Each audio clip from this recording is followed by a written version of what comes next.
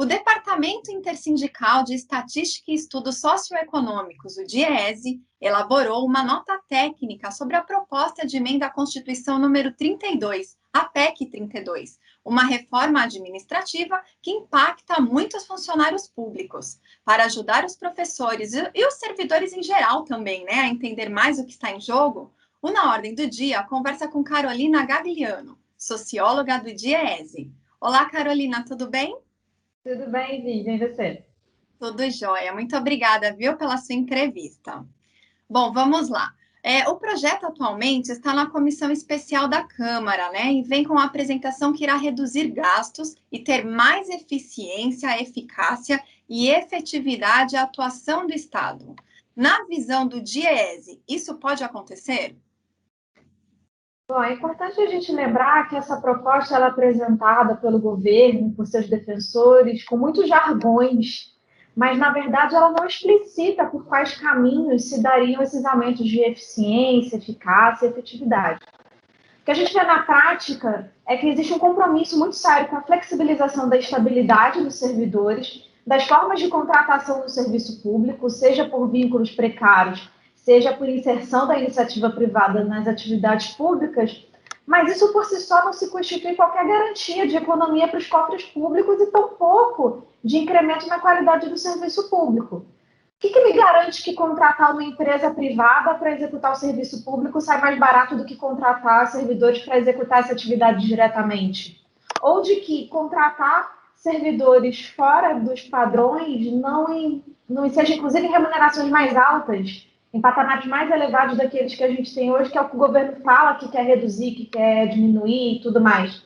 Então, na verdade, o que a gente tem ali é um compilado de intenções que visam claramente reduzir os gastos com folha, mas não necessariamente reduzir os gastos públicos de modo geral. Sim, inclusive os servidores públicos, eles apontam como grande problema da reforma administrativa o que diz respeito à estabilidade dos futuros servidores públicos, né? Explica um pouquinho mais para a gente, por que isso acontece? Bom, primeiro é importante a gente lembrar que não são só os futuros servidores que serão afetados por essa reforma, os atuais também, e isso tem muito a ver com a forma com que eles tratam da estabilidade, perdão. Primeiro, vamos lembrar que a estabilidade ela nunca foi absoluta no serviço público brasileiro. Hoje existem 4 maneiras pelas quais o servidor pode perder o cargo, sendo que 3 delas estão na Constituição e 2 delas pretendem ser alteradas por essa PEC, por essa proposta de emenda à Constituição número 32 de 2020. Então, quais são essas 3 formas que estão na Constituição? Uma, em virtude de sentença judicial transitada em julgado, o que significa esse jargão juridiquês? Quando você não pode mais recorrer, quando todas as possibilidades de recurso já foram esgotadas. Essa é a primeira. A segunda seria uma avaliação periódica de desempenho.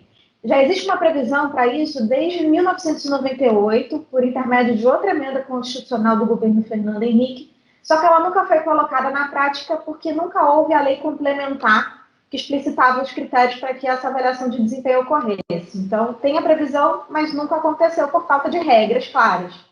E a terceira é mediante processo administrativo, em que o servidor tem ampla defesa e tudo mais. A PEC ela só não toca no processo administrativo, nos demais ela mexe. Como é que ela mexe?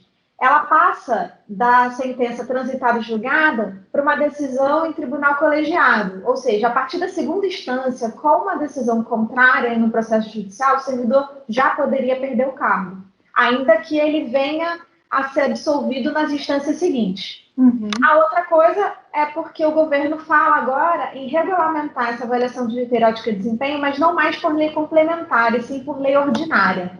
Pode parecer uma diferença besta, mas não é.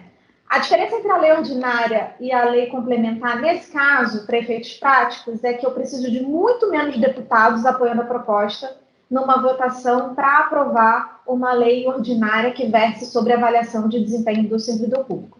E a gente sabe que o atual governo vai fazer uma avaliação de desempenho que tenha muito relacionado com o que eles chamam de meritocracia, mas que na prática a gente sabe que isso tem a ver com agradar ou não o mandatário de plantão. Entendi, ou seja, né, então se a PEC for aprovada, ela já mexe já com os servidores que estão já com os seus cargos ali, né? Muito já provavelmente. Entendi. E você acredita que a PEC também vai favorecer contratações motivadas por afinidades político-partidárias? Com certeza. Dos 5 novos vínculos de contratação que a PEC traz, apenas 2 ingressariam por concurso público. Tem outros 2 que ingressariam por outras formas que não concurso público. O primeiro desses 2 seria o vínculo por prazo determinado, né? Que a PEC fala que esses servidores eles vão atender necessidades temporárias, vão atender atividades sob demanda, vão substituir servidores que paralisaram suas atividades e eles ingressariam por um processo de seleção simplificada, sendo que a PEC não explicita o que seria esse processo de seleção simplificada.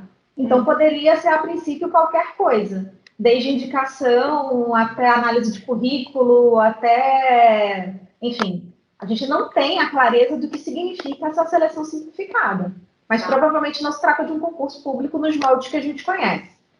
O outro cargo, o outro vínculo, na verdade, seriam os cargos de liderança e assessoramento, e esse talvez seja ainda mais grave do que os por prazo determinado. Por quê? A PEC, ela mistura hoje as funções de confiança e os cargos de comissão e coloca tudo num saco só chamado cargos de liderança e assessoramento. Hoje, as funções de confiança, elas são ocupadas por servidores de carreira, aquele servidor que fez o concurso, tomou posse, está em efetivo exercício, etc. Quando ela mistura essas duas coisas e coloca num nome só, isso significa que o servidor não tem mais a primazia para exercer determinadas funções de confiança. Na verdade, pode ser qualquer pessoa. E, sendo qualquer pessoa, a gente abre um espaço enorme para que os amigos do rei, por assim dizer, sejam os ocupantes desse cargo. Então, a gente vai ter pessoas muito menos comprometidas com o público, com o serviço público, com o cidadão, e muito mais preocupadas em proteger o mandatário que gerou aquele emprego, que gerou aquela vaga, né? Entendi. Inclusive, não só o CPP, mas como as outras entidades do magistério, eles defendem um concurso público, né? E dessa maneira, a gente pode dizer que o concurso público perderia importância no serviço público? Certamente. Primeiro porque você cria formas de inserção no serviço público sem o concurso público. Segundo, porque você também facilita a contratação de empresas privadas para executar as atividades públicas, e essas empresas privadas vão contratar pessoas por outro caminho que não é o concurso público, vão contratar pelos processos tradicionais de seleção no setor privado.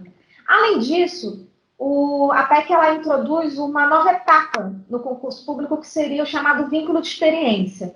Então, não basta agora fazer a prova e ser aprovado. Teria uma nova etapa que vai determinar a classificação final, que é o vínculo de experiência, que é você trabalhando ali na atividade, e aí por um prazo que ele define o prazo mínimo de 1 ano ou 2 anos, a depender do vínculo, mas ele não define o prazo máximo para a pessoa ser efetivada. Então, esse servidor ele estaria numa condição precária, sendo submetido a avaliações rigorosíssimas para definir ainda a sua classificação final do concurso, sem ter qualquer garantia de que vai ser efetivado, porque esse não é um vínculo estável, pelo contrário, ele pode ser desligado a qualquer momento.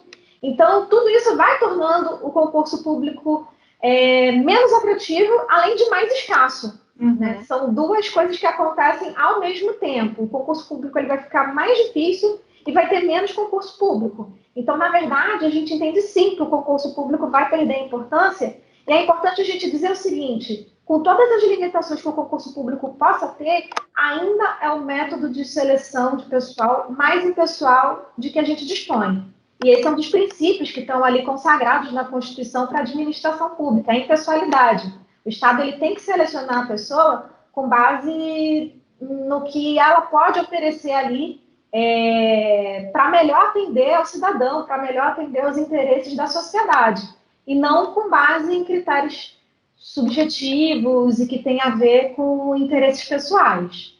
Com certeza, né? Inclusive, a gente já até comentou que essa PEC vai afetar também não só os novos servidores, mas os que já estão, né, no serviço público. Então, o que você sugere que seja feito por parte desses servidores atuais para que a PEC 32 seja menos danosa, né, ao serviço público brasileiro?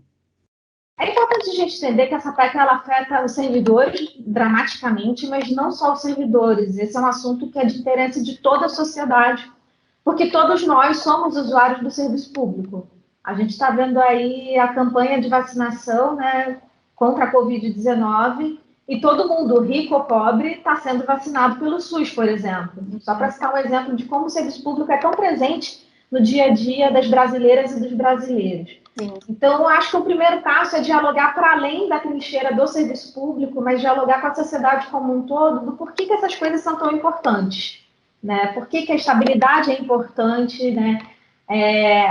As pessoas pensam que a estabilidade é para defender servidor que não trabalha, mas, na verdade, ela é para proteger o próprio cidadão de que o servidor não seja cooptado por interesses particulares, né, de governos em exercício, né? Então, acho que isso é importante. Acho que pressionar os parlamentares, tanto na Câmara quanto no Senado, é importante. Dialogar com a sociedade é importante. Participar de manifestações é delicado falar isso nesse momento em que a gente não pode aglomerar, mas a gente tem algumas iniciativas via redes sociais que são importantes também. Eu acho que elas têm que ser consideradas. E tentar o máximo possível fazer com que essa PEC seja barrada agora na comissão especial. É isso aí. Inclusive, eu quero também dizer que o CPP continua na luta aí para que essa PEC também não seja aprovada. Bom, Carolina, olha, eu acho que, assim, vão surgindo várias dúvidas, né, no decorrer, a gente vai tirando, assim, com o pessoal para poder passar para os nossos associados também, ou para quem nos assiste, né, mas, a princípio, eu quero agradecer muito seus esclarecimentos, que foram ótimos, viu? Eu que agradeço a oportunidade e reitero, mais uma vez, o DIEESE está à disposição para atender esses e outros questionamentos a respeito desses assuntos relacionados ao mundo do trabalho em geral. Perfeito, Carolina, muito obrigada pela sua participação. Obrigada a vocês. E o Na Ordem do Dia fica por aqui. Até o nosso próximo programa.